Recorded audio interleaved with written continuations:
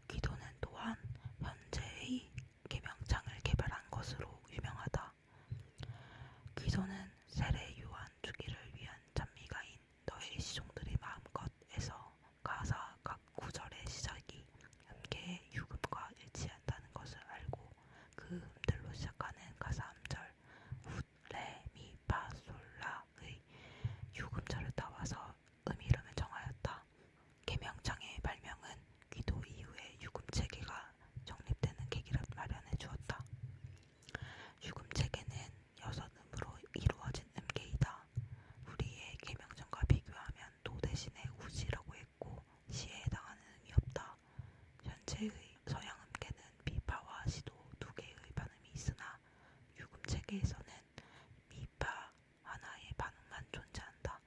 이 6개의 음을 연속적으로 이어서 만든 것을 귀도의 음역이라고 한다. 이 음역에서는 현대식으로 말해서 임시표가 사용된 음은 오직 B 플랫 음뿐이다. F음에서 웃으로 시작하는 유금 체계에서 B파 사이를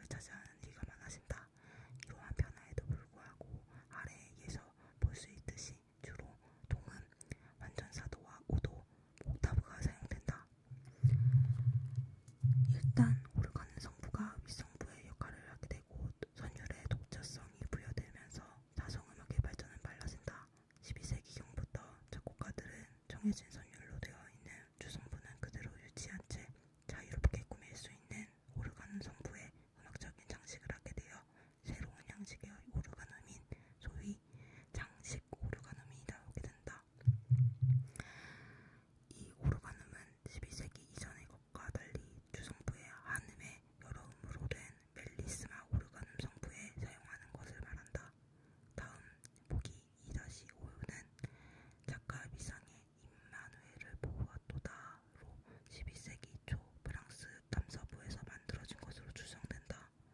이 곡은 장식 오르가눔의 예로 이성부 곡이며 일반적인 오르가눔과는 달리 주성부의 선율은 그레고리아 성가가 아니라 별도로 작곡된 것이다.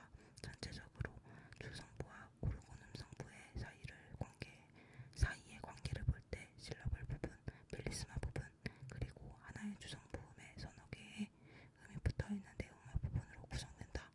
벨리스마 부분에서 윗성부는 순차적으로 하행하는 선을 그리며 실러블 부분에서 두 성부의 진행은 병진행보다 반진행이 더 많이 사용되고 있다.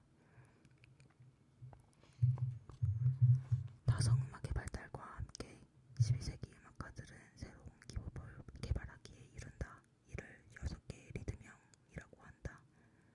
이 방법은 12세기부터 발달하기 시작해서 13세기 중반에 이르러 완전히 정착되었는데 우리가 현재 사용하고 있는 리듬의 개념과는 근본적으로 다르다.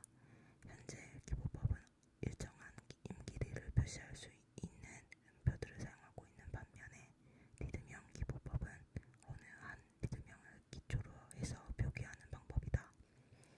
여기에 사용된 리듬형은 아래의 6가지 종류가 있으며 모두 3박을 기본 단위로 하고 있다.